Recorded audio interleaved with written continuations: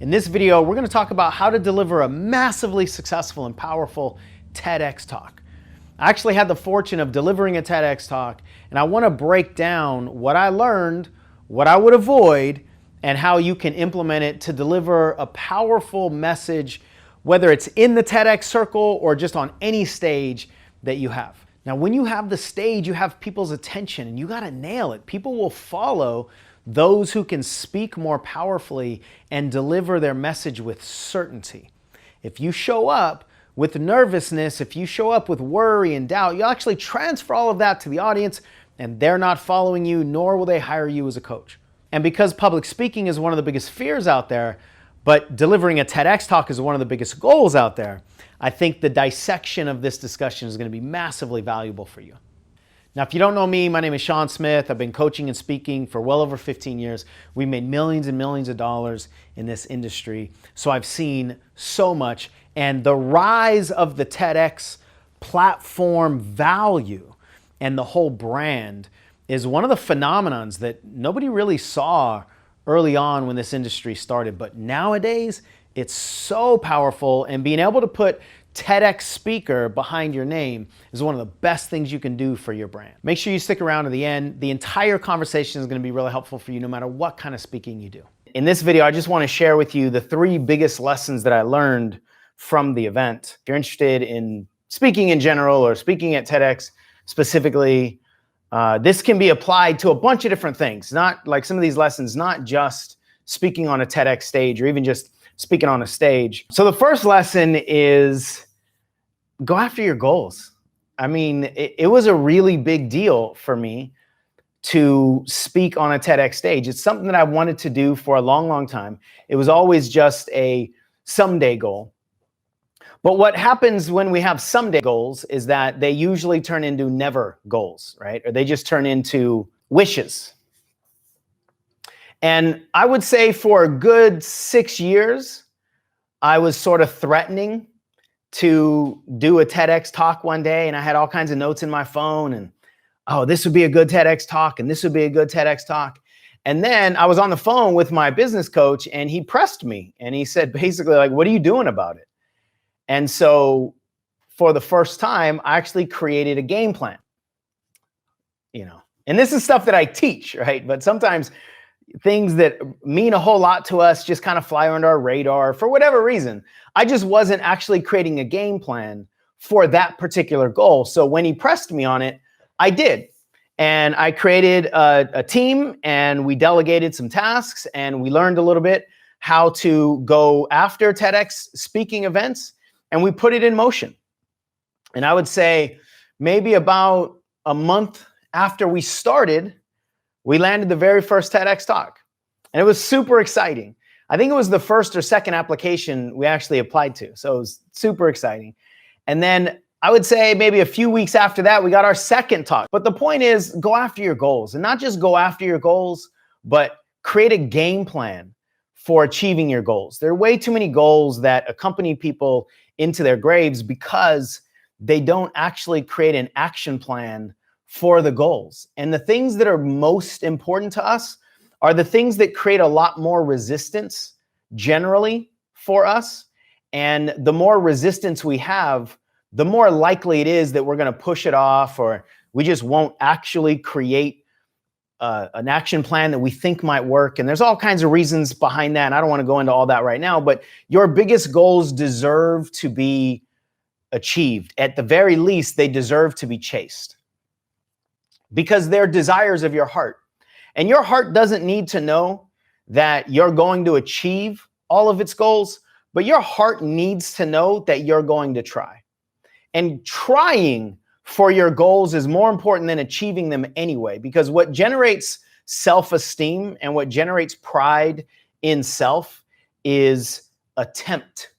That's really what generates us feeling good about ourselves, is our efforts. Did we try? Did we swing the bat? Did we take the shot? Not did we miss or make, although that's why the fear stops us from going after these goals, because we're afraid of missing. But really all we care about from a fulfillment standpoint, our soul just wants to know that we tried.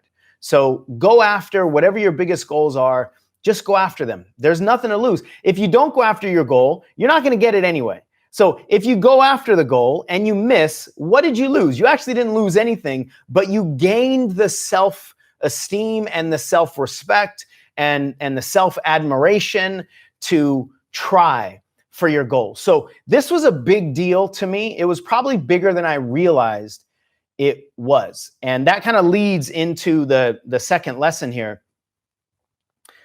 When I took, so let me give you the timeline here. My TED Talk was on a Wednesday afternoon. I finished writing my talk, and it was a poem. I've been doing spoken word poetry for a couple years now, so I wanted to do a poem for this one. And I finished writing the poem, took a long, long time to do, the Saturday before around midnight. Just before the Starbucks closed, I finished the poem. So I've now got about 3 days in between the finish and the talk to rehearse it, right? Because at this point, all I'm doing is writing it. I haven't even practiced it. I was hoping it would be about 6 to 7 minutes. I get in my car and I read it and I time it, and it's over 10 minutes. Now, this TEDx had a time limit of 10 minutes. So I couldn't go over, and you always want to build in some buffer time. Whenever you get in front of a live audience, it will virtually never go according to the way that you thought it was going to go from a timing perspective. So I always like to leave 10 to 20% free time at the end of a talk. So that's why I wanted it to be around 6 to 7 minutes. I didn't actually want my talk to be close to 10 when I was writing it. And then, so I go to bed, thinking, all right, I've got 3 days here. I'm just going to rehearse. And then that Sunday is when Kobe Bryant died. Now, I've been a huge Kobe Bryant fan. I live in Los Angeles area. And when I got the news, it affected me in a way that I couldn't even comprehend. I didn't understand. It was almost like I was dizzy. I was almost like confused, like this is impossible. There's no way. It must be a hoax. And it just, I'm getting goosebumps thinking about it now. It just slayed me. And then he crashed about 20 miles or 20 minutes from where I live. So I just, like on a whim, I just drove out to the crash site. I just wanted to honor the sadness and the grief in my body, even though my mind was saying, dude, you got a TED Talk to prepare for. My heart was saying, there's a little boy inside that just wants to cry, and he wants to go see what he can see or be with the people. And so I drove out near the crash site, and I just allowed myself the majority of that day to just grieve. And every once in a while, I would hear myself say, dude, you got a TED Talk, you got to rehearse. But I'm proud of myself for saying, you know what, my heart, like if this doesn't come out right now, my heart's not going to be complete. And I don't want to take the TEDx stage with a grieving heart that gets in the way, right? So we're just going to let this go. I don't know what this is going to what this is going to do. So for the majority of Sunday, I was just with myself and my emotions and, the text messages and all this stuff. So then Monday rolls along and I start to really dive into the rehearsal of the talk. Now, because it was a performed poem, I got to get this down. This isn't just a talk where I have slides and I can sort of wing it. This was a performance, and I really wanted to get the words right because the words were written intentionally, and there's a rhyme and there's a story and all this stuff, right? So I really needed to get it down. And so over the course of that day, I got the majority of it down, but there's one point in the poem where I give what I call a real man's manifesto. And there are 10 elements to this manifesto, and I just couldn't get it. I spoke it into my phone. So I had the audio recording, and then I was riding my bike around town for hours, and I was just listening. And the reason I do that is I try to listen to it over and over and over again until I can start saying it. That's one of the ways that I rehearse with scripts. If there are scripts that I want to say properly, that's the way I rehearse. And I just couldn't get these 10 lines. So I go to bed Monday, not knowing if I'm going to be able to do the 10 lines. Tuesday comes around and it's a rehearsal day. So I'm driving I'm pointing up there. It's actually about an hour north of me. That was cool. I didn't have to fly anywhere. I drive up there and I'm just trying to rehearse and rehearse and rehearse and rehearse. And I get to the point where I feel like I got it down. And then our rehearsal, let's say it's 2 o'clock. I don't remember what time it is. Around 2 o'clock or so, I go up on stage and I look in the room, and the room is beautiful. You know, you'll see a little bit of it when you watch the video. They got clouds back there and huge lights. I mean, it is a really, really well done performance. It was all put on by a high school, and it was so like immaculate. And then I look and it says TEDx Laguna Blanca School. And I start to breathe real shallow because this is my dream. And I look on stage and there's the red circle. Again, goosebumps all over my body right now. Like, this is the thing that I've been wanting to do for a long time. And this message for me was so sacred. It's about what it means to be a man. And it was a story about me growing up as a child and what I wanted to do. And I wanted to be celebrated for all the things. And when I realized that I wasn't going to be able to be a superhero, then I just had to be accepted by the brotherhood of men, and my journey through all of that and what it did to me, you know, the damage inside and all that. So this is a really sacred story on a really big stage. So I go up on the stage to rehearse and I can barely breathe. My mouth is, I got like cotton mouth. And you guys, I've spoken hundreds of times to hundreds of thousands of people in total, not at once. I don't have any fear about being on stage. I don't have any fear about sharing vulnerable stories. I've done all that stuff. But the red circle, that carpet was a new variable. And it was a big variable. And it was really meaningful to me. So anytime you have a new variable that you're not prepared for, it can ruin the whole thing. So it literally took my breath away. I was breathing shallow, and early on in my talk, as I did the rehearsal, I screwed up one of the easiest lines that I hadn't screwed up at all. And then I thought, oh my goodness, if I just screwed up the easiest line, I'm never going to land these 10 lines, you know, the manifesto lines. So I was creating all this pressure, and then I messed up like 3 or 4 times during the rehearsal. And then I came back and I was like, oh man, I mean, I don't know if I'm going to make this, you know, my head was really going through it. And then I just wanted to go rehearse, but we had a reception that we kind of needed to go to. And so that took, I don't know, 3 hours or so. And then I go back to the hotel, and I'm saying we because I had Michelle there. Many of you know Michelle. And I'm just like processing, all right, I've been doing this for a long, long time. I have confidence on stage. I won a speaking contest with thousands of people, right? So I've done performance speaking on some of the biggest stages. I've done this before. Why can I not get this? I mean, I knew why, because it was the red circle, but my mind was really going after me a little bit. And then I had a few realizations. Number one is, this is the second lesson. Number one is I needed to be myself. So when I was on the rehearsal stage, I had a button-up green shirt, and, you know, I had just what I thought would be like, you know, a little bit dressed up kind of garb, right? But the button-up shirt doesn't give me a whole lot of movement. And so one of the choices that I made is to I actually wore this shirt, wear clothes that gives me movement, because I'm up there and I want to do performance, right? And I want to move here and move there, and I don't want to feel restricted at all. So I wanted to give myself that liberation in the clothes that I had. The other thing that I realized is I wasn't really in the performance of the poem. I was in the reciting of the poem. So what we did that night and then later the next day is I brought it alive. And this is all from lessons that I learned when I did a one-man show about 2 years ago. I did a 90-minute one-man show, but I hadn't really put some of those lessons in, or some of those movements in the play or in this performance until I screwed up the rehearsal. And then I realized I got to move. I got to get this in my body. And so the second lesson was to be myself. And the third lesson was to get the poem in my body. The third lesson is all about embodiment. And so what I realized is when I was in rehearsal, there weren't a whole lot of people in the crowd, but I was looking at the people in the crowd. And as I was looking at the people in the crowd, I couldn't do this poem because it wasn't in my body yet. And when we have a cognitive activity like making eye contact with people, and then whatever that eye contact produces in our brain, if our speech, in this case, a poem, if the poem is only in the brain and then the brain gets distracted with all these things, now we've got a lot of clutter in the brain. So what I did is I gave every single line of my poem a body movement.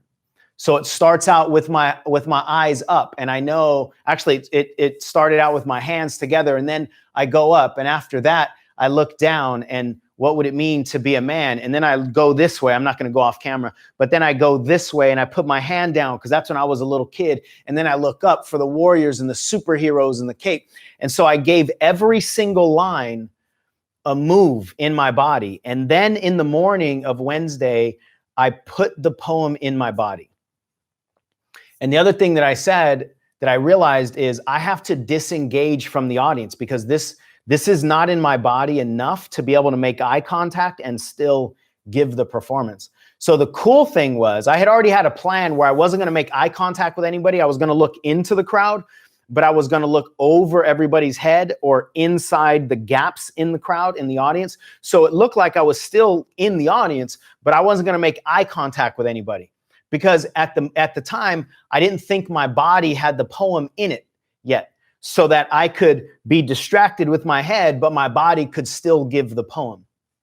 Another huge lesson I learned from an outdoor performance that I did last year. The blessing was that when I took the stage, the lights were so bright, I couldn't see the audience anyway. And what it gave me the ability to do is look into this big white cloud and be in my body as I moved through the story of my life. And I went here. Oh, I missed one piece. In the intermission, I was in the third section of the event. There was an intermission before. I asked if I could take the stage and rehearse. I rehearsed 3 times and messed up every time. So now I'm like, oh my goodness. I mean, I thought I had it, and I get up in the red circle, and now I don't got it, right? I messed up this line, and I messed up this, and I was messing up different lines.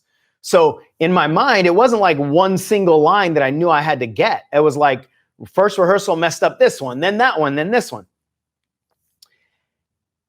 And then the intermission was over, so I couldn't rehearse anymore to get it in my body. And I just had these moments. I had about 15 minutes where one speaker was up on stage before me, and I just started to go inside, and I actually did a couple things. I looked at a picture of my father who passed away about 9 years ago. And I was just looking at him because he's a man to me, you know? I mean, that's my dad, and he taught me what it was like to be a man, especially a vulnerable man, which is what this whole poem was about. And then because Kobe Bryant was on my heart, I got a picture of him too, and I was looking at him, a picture of him with his daughter, because that's essentially what I'm talking about too, you know? Like, what's the essence of a dad? And so I honored the feelings that I was having in my heart. And I didn't get in my head and start freaking myself out about, you're going to screw this up, and if you do it wrong, they're never going to invite you back, and the other TEDx event's going to cancel you, and all these things. I just allowed my heart to be activated, right? I didn't freak myself out about being nervous, and I knew it's go time. And here's the thing, I've never messed up. When I had to do something, I did it. And a lot of times we're in our heads about all the fears that we have, and we got to check ourselves and realize when the lights go on, we perform. And we all have experiences from our past where we perform. So I just reminded myself. And then I also said, if something else wants to come out of my mouth, that's okay. Even though I've been practicing all these other things, if I take the stage and another word wants to come out or another phrase wants to come out, that's totally fine. So then they announce my name. I take the stage and nail it. Nail it. Like every line landed, and I was moving from here to here to here to here, and the 10 manifesto lines were flawless. But one of the reasons it all landed, I believe, is because I gave myself the permission for it not to. I wasn't putting all this performance pressure on me that I got to get it perfect. And as soon as I released myself from needing to get it perfect, I actually got up on stage and I was able to enjoy the red circle instead of have it intimidate me. I was able to enjoy the audience instead of having their judgments in my head. And because I was able to enjoy it and gave myself permission to say whatever needed to come out, then what was in my body came out. And it was really, really cool. So the 3 lessons are: go for your goals, make an action plan, and go for them. Your goals deserve to be chased. The second thing is to be yourself. Do you, dress like you, speak like you, move like you. I found myself wanting to think, what are all the other speakers going to wear? And what are all the other speakers going to talk about? And then I realized that doesn't matter, because when I have that stage, it's my stage, my time for my talk and my message and my little boy. My little boy doesn't care about what the other speakers are wearing. So be yourself. That's the best way for you to share your message. It's the best way for you to make an impact. And then the third one is, you've got to get your message in your body, especially if you're going to take a stage and you might be confronted with variables, lights, a mic. You know, maybe you're planning on an overhead mic or over-the-ear mic and you got a handheld, or vice versa, or there's an echo, or you didn't realize there was going to be so many people, or you didn't realize there wasn't going to be that many people, whatever it is.